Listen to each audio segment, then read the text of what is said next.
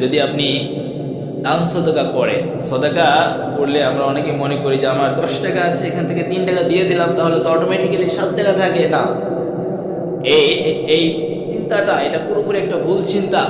এই অ্যাটিটিউড, এটা পুরোপুরি ভুল একটা অ্যাটিটিউড।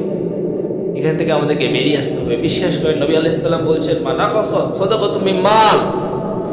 বেশি নবী বলছেন, দুনিয়ার মানুষেরা মনে রেখে দিও, ও আমার উম্মতের দল মনে রেখে দিও, যদি তোমরা সদকা করো, আল্লাহর রাস্তায় ব্যয় করো, তাহলে তোমাদের সম্পদ কখনো কমবে না, বরং ওই সম্পদ আল্লাহ বৃদ্ধি করে দেন,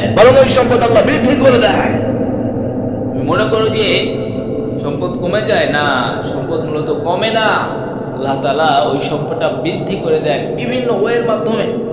আপনি বড় একটা বিপদে পড়ার পসিবিলিটি ছিল, কিন্তু আপনি ওই যে দান করেছেন, ওই দানের ফলে আল্লাহ তাআলা ওই বিপদ থেকে আপনাকে উদ্ধার করবে। আপনি যখন বড় একটা দান করবেন, অটোমেটিক্যালি ওই দানের বদলতে বড় বিপদ থেকে আল্লাহ আপনাকে হেফাজত করবেন।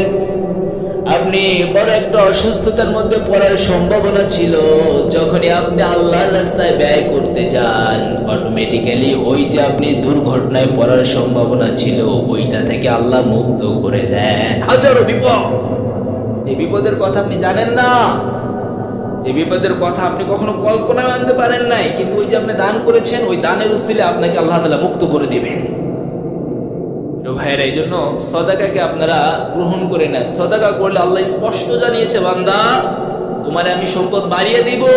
তুমি মনে করো যে সম্পদ কমছে, না, একটা প্রত্যক্ষ আর আরেকটা হচ্ছে পরোক্ষ। পরোক্ষভাবে আল্লাহ তাআলা বলছেন, বান্দা আমি তোমারে বাড়িয়ে দিব, তুমি চিন্তা করো না, তুমি জাস্ট একটু সময় নাও।